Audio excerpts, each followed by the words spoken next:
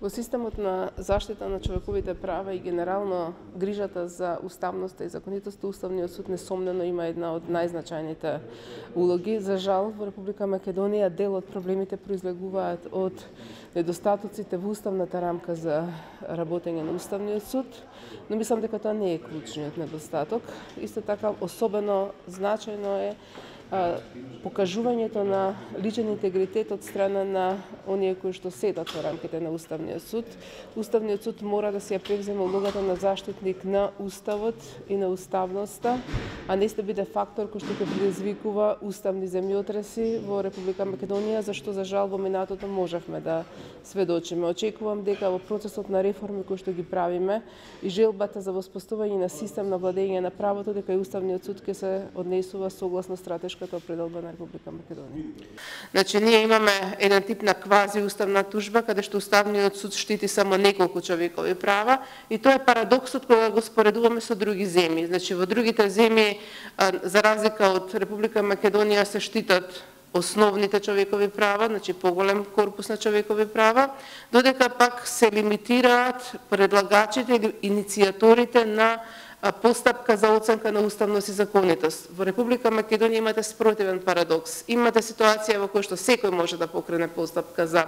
оценка на уставност и законитост, но поединецот има многу мал круг на права кои што може да ги заштити пред Уставниот суд.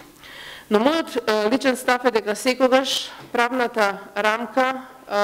дури да е лоша, може да биде пренебрегната со добра практика, со добра волја во спроведување на таа правна рамка. Значи, таа може да биде проблем кој што може да се надмине доколку во Уставниот суд имаме луѓе кои што се личности со интегритет, со професионално знаење и со капацитет да го исполнат, и несовршената правна рамка со одреден дух на почитување на Уставот. Оно што реално е предизвик пред Уставниот суд во Република Македонија е Уставниот суд да се постави како орган кој што ќе со своето практикување ќе биде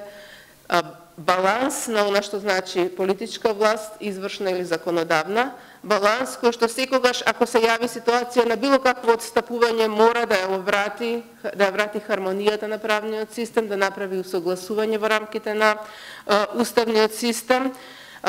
мора да се постави како орган кој што ќе обезбедува заштита, но и ќе ги промовира човековите права во Република Македонија и уставните вредности. Исто така, мораме зад нас да ја оставиме праксата на поранешната власт, кога Уставниот суд во неколку значајни случаи под влијание на владени политички интереси предизвика правни, вистински правни земјотреси во Република Македонија, со што ја засилуваше не само институционалната, туку правната и политичката криза во Република Македонија.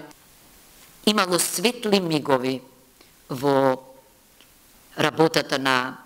Уставниот суд на Република Македонија од 1991 година навамо, но општиот заклучок е дека тој сепак потонал во комфор, во изолација, во абстиненција од покренување иницијативи во однос на нужните реформи за статусот, надлежноста, актите, имунитетот и така натамо. Ако на ова го додадеме и отсуството на јавни расправи, оти на јавните расправи би можело ние однадвор да иницираме, инспирирани од науката, од компаративната практика, идеи, тогаш се работи за еден затворен орган, нетранспарентен орган, некој кој што е повеќе уставен декор, па дури понекогаш со чинење и нечинење, соучесник во прекршувањето на Уставот и законите, а би требало да биде чуварот, бранителот на Уставот, а со тоа и фактор на демократијата, бидејќи јас верувам дека може да креира уставно-судска политика еден